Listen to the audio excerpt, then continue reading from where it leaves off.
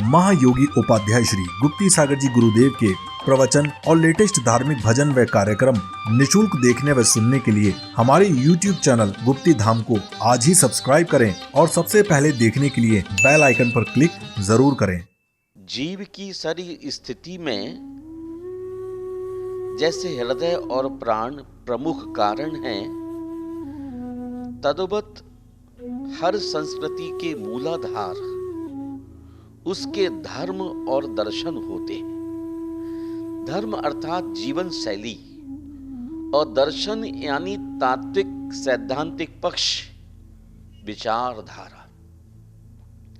व्यवहारिक जगत में दो शब्द प्रचलित हैं, आचार और विचार।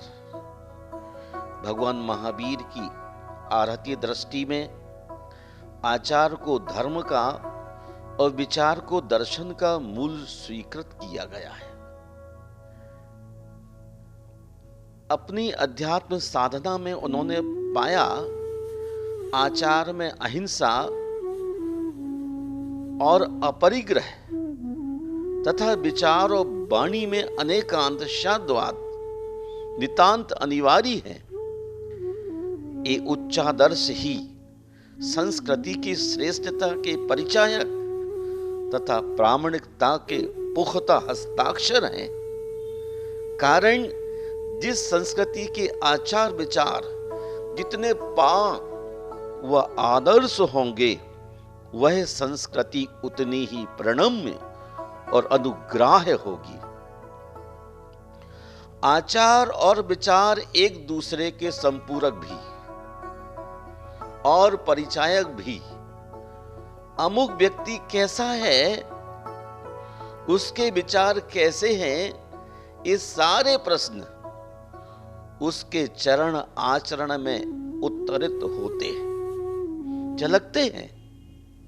इसी प्रकार उसका आचरण उसके विचारों को, मनोगत भावों को दर्शाता है। तय है, विचार अच्छे होंगे तो आचार भी अच्छा होगा, और आचार उत्तम होगा तो विचार भी उत्कृष्ट ही होगा। इसलिए महावीर ने कहा, आचार और विचार संस्कृति के सजग प्रहरी हैं।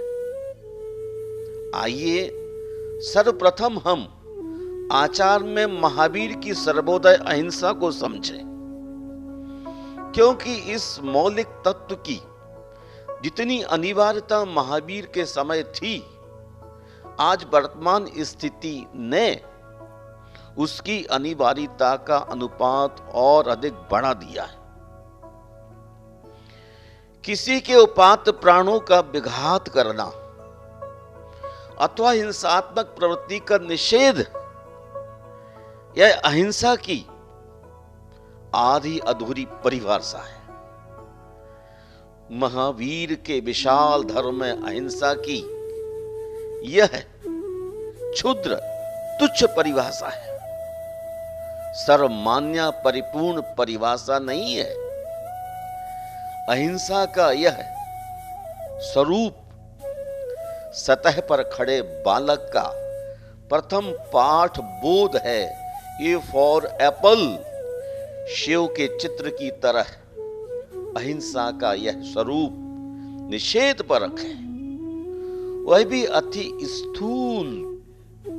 उनकी दृष्टि में अहिंसा उतनी व्यापक है जितना आकाश। उन्होंने कहा, पारस्परिक सौहार्द, मैत्री, एकता, सरलता, ऋजुता, मृदुता, संतोष, अनासक्ति, अद्वेष, सुख शांति, अमन चैन और आनंद पूर्ण प्रसन्नता का समन्वित सारभूत तत्व है अहिंसा। जो राग, द्वेष, मोह, लोभ, क्षोभ, ईर्ष्या और मत्सर जैसे मनस्तापों को मिटाकर निष्काम कर्म की प्रेरणा देकर जीव मात्र को अभय प्रदान करे, उस प्रवृत्ति का नाम है अहिंसा।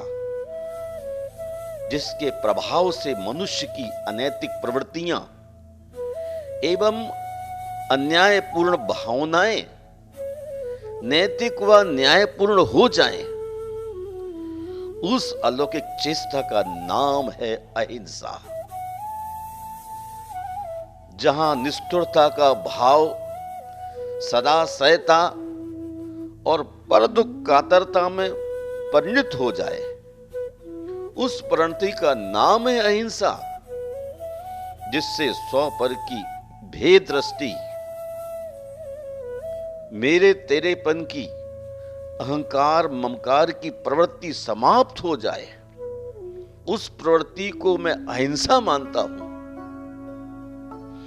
जहां किंचित मात्र भी वैकारिक परिणति विद्यमान है, राग द्वेष की सूक्ष्म सी उपस्थिति दाखिल है, अणु मात्र भी परिग्रह विग्रह व आग्रह मौजूद है, वहां मैं अहिंसा का अधूरा रूप देखता हूं। यदि महावीर के एक वाक्य में कहूं तो हृदय परिवर्तन का नाम है अहिंसा। धर्म अहिंसा की कसौटी है, त्याग व उपकार उसका पुष्टाधार है। किसी ने महावीर से पूछा, भंते धर्म का मूल क्या है? महावीर ने कहा, धर्मस्य मूलम दया। फिर प्रश्न हुआ, दया का मूल क्या है? महावीर ने बतलाया, दयाया मूल अहिंसा। दया का मूल अहिंसा है। पुनः प्रश्न आया, अहिंसा का मूल क्या है? महावीर ने कहा, जीवन समता। इसलिए जो सर्व जीवों में आत्मवत दृष्टि रखता है, वही सच्चा अहिंसक है। शिष्य की जिज्ञासा प्रबल हो उठी। उसने पुनः प्रश्न पूछ लिया, बनते अंतिम जिज्ञासा है, अहिंसा का मूल जीवन समता है। इसकी श्रेष्ठता कैसे प्रमाणित होगी? महावीर की दिव्य गिरा मुखरित हुई। हजारों मिथ्या दृष्टियों से एक जैन अच्छा है, हजारों अनुव्रतियों से एक महाव्रती श्रेष्ठ है, हजारों महाव्रतियों से एक जिन आगम का ज्ञाता उत्तम है, हजारों जिन आगम ज्ञानियों से एक स्वतत्व आत्मवेत्ता अच्छा है, हजारों आत्मवेत्ताओं से एक दयावान श्रेष्ठ है। क्योंकि दयालु प्राणी के समान श्रेष्ठ न भूतो न भविष्यति, और दयालु होने की पहली शर्त है जीवन समता। जिसके जीवन में समता होगी, वही दयालु अहिंसक एवं संयमी हो सकेगा। इसके अतिरिक्त अहिंसा की श्रेष्ठता प्रमाणित करने के लिए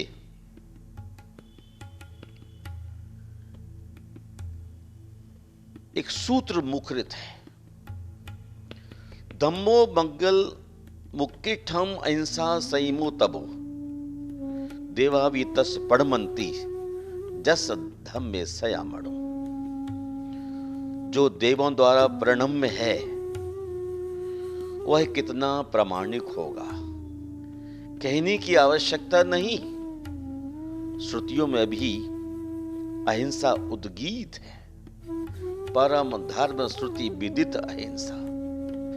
अहिंसा में दया का बल है, समता का जीवन है, प्रेम का निर्झर है, आंखों से बहते आंसू पोंछने का सामर्थ्य है, और है प्रशांत आनंद का अनुभव करने की समझ।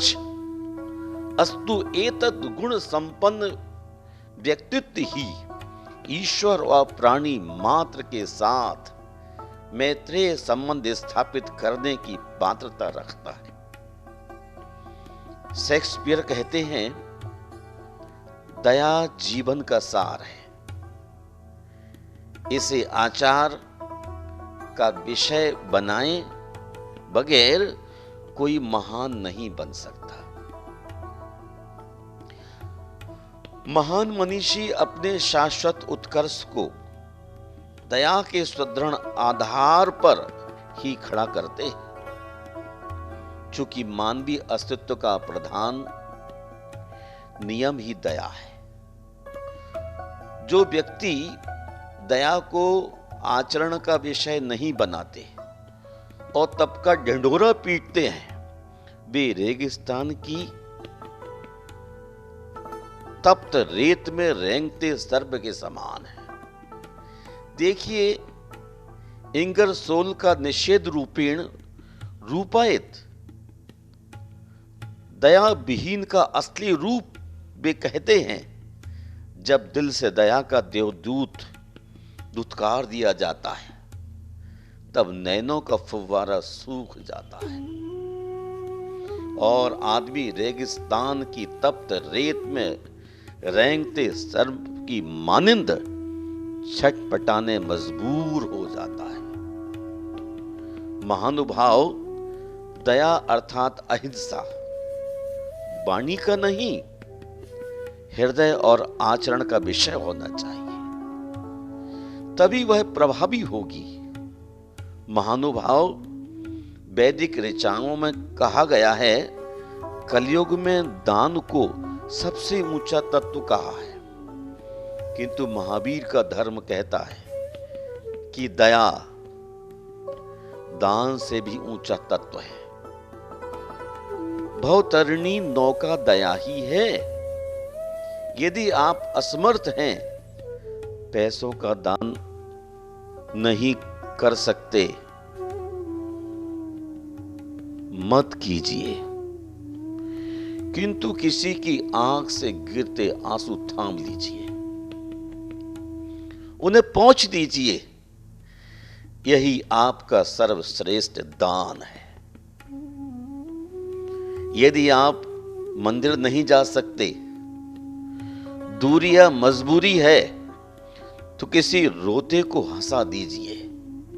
यही आपका मंदिर है, चूंकि जीवित शिवत्व तो यही मौजूद है।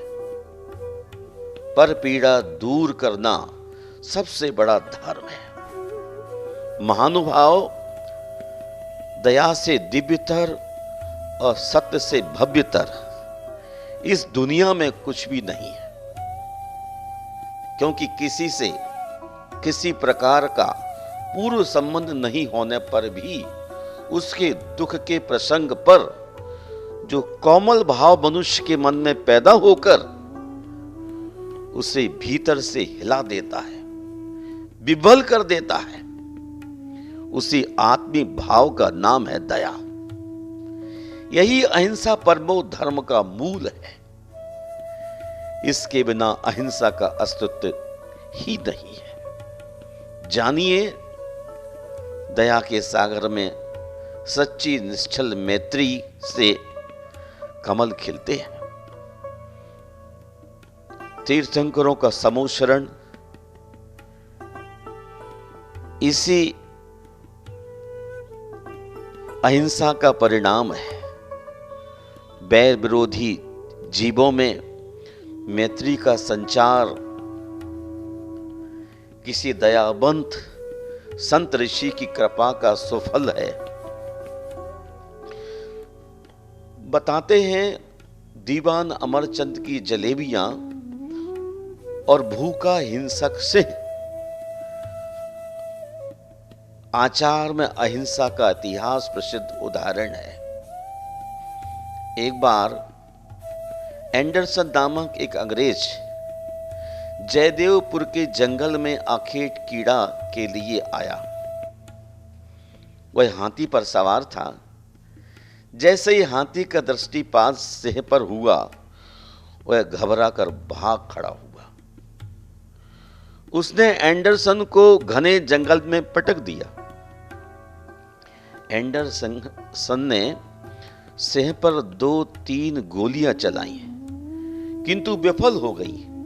निशाना चूक गया।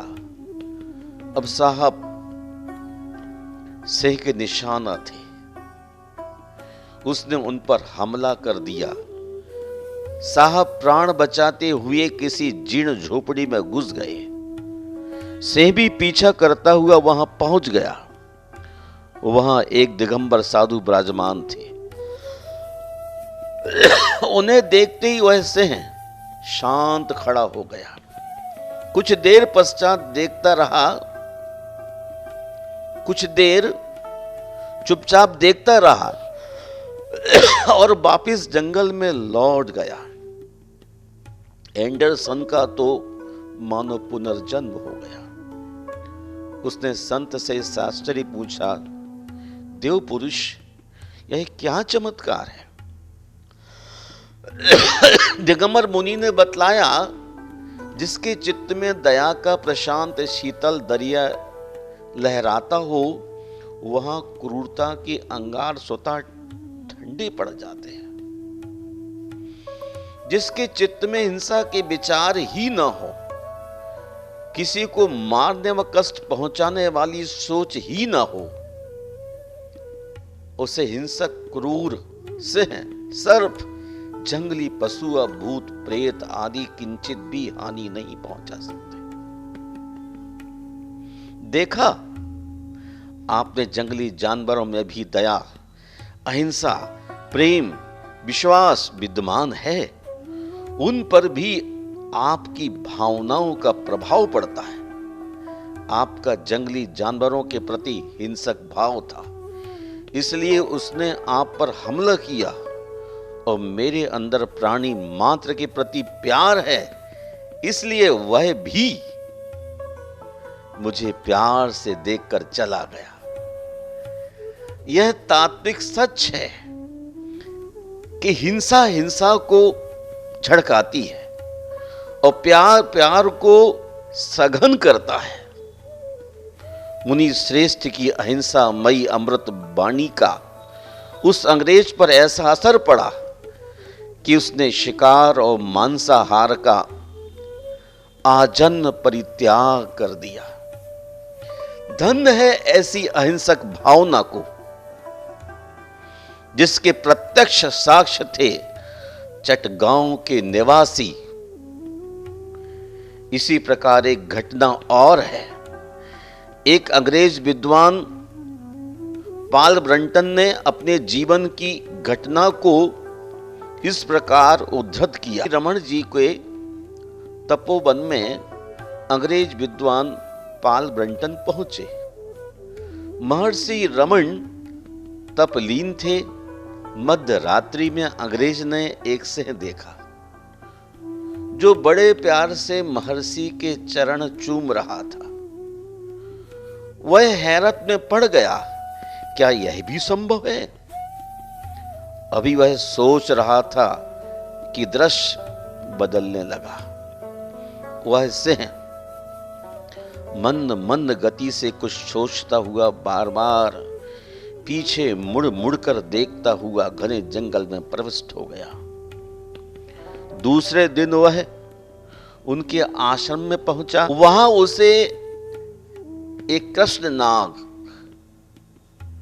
भीम भुजंगम सर्फ फूत्कार करता हुआ दिखाई पड़ा। वह जोर से चीख पड़ा। लगभग अर्ध मूर्छित अवस्था में आश्रमवासी किसी शिष्य ने उन्हें संभाला। वह शिष्य एक हाथ से अंग्रेज साहब को संभाल रहा था और दूसरे हाथ से भुजंग के फण को बड़े प्यार से सहला रहा था। अंग्रेज जब कुछ सामान्य सा हुआ तो हैरत में पड़ गया। बोला, आपको डर नहीं लगता? शिष्य ने कहा, किसका डर? कैसा डर? यह भी तो हमारी जैसी ही आत्मा का मालिक है। सिर्फ अपनी प्राण रक्षा के लिए अपने घातकों से अपना बचाव करता है। कितना मीठा सच है, जहां अहिंसा, दया और प्रेम के देवता विचरण करते हैं, वहां भयानक हिंसक क्रूर प्राणी भी उनकी अलौकिक दिव्य शक्ति के आगे अपनी क्रोधता, शौर्य, शत्रुत्व और जन्मजात आदि विरोध सब कुछ विस्मृत कर मैत्री का आचरण करने लगते हैं। है ना अहिंसा, दया सबसे बड़ा धर्म जो क्रूरता को मित्रता में बदल देता है। सच है, हृदय परिवर्तन ही सच्ची अहिंसा है।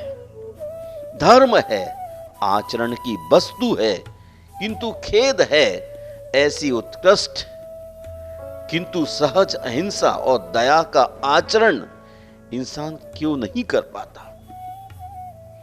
इतनी प्रबल सामर्थ्यवान अहिंसा का दामन छोड़कर हिंसादिक से वह क्या हासिल करना चाहता है? क्यों चिंतामणि को छोड़कर कांचमणि ग्रहण कर रहा है? दूसरी बात, अहिंसा सर्व सौख्य प्रदात्री है। किसी ने कहा अहिंसक और दयालु का चेहरा सुंदर होता है, और मैं कहता हूं अहिंसक का चेहरा ही सुंदर नहीं होता, प्रत्युत उसका संपूर्ण चरित्र, समग्र जीवन सौंदर्य से दमक उठता है। अहिंसा बढ़ती हुई उम्र में भी अपने आचरक के चेहरे और चरित्र दोनों की खूबसूरती में सहस्त्र चांद लगाती जाती है। अहिंसा न केवल माता है, अपितु वह काम, दुधा, चिंतामणि, रत्न एवं कल्पद्रुम तीनों का संवेद रूप है। दया सबसे बड़ी संपदा है, सबसे दिव्य पुण्य पुंज है। यह पुण्य जिस आत्म भंडार में सुरक्षित है, उसे त्रिलोक की कोई ही वस्तु अलभ्य नहीं है। इस दया दासी का यावत जीवन एक महाव्रत है, महासंकल्प है कि वह अपने स्वामी को कभी भी किसी भी हालातों में भिखारी की हालत में मरते नहीं देखेगी। इसलिए आचार्य कहते हैं, ऐसे गुण संपन्न मदमत्त गज को त्याग, पंचम स्वर में रेंकने वाले हिंसा रूपी गधी को क्यों स्वीकार कर रहा है? क्यों करुणा को छोड़ हिंसा को विस्तृत कर रहा है? क्यों दीर्घायुष्क, आरोग्य और सद्गुण प्रदात्री दिव्य संजीवनी को विषयों की गंदी गली में फेंक प्राण घातक, कुरूप, विकलांग, निर्धन और वैधव्य प्रदायी धतूरे जैसी जहरीली सर्व दुर्गुणों की जननी हिंसा को प्रश्रय दे रहा है? पुण्यवर्धनी, मंगल करनी मां अहिंसा, दया, समता के आचरण का शुभ संकल्प ले, जीवन का भला होगा।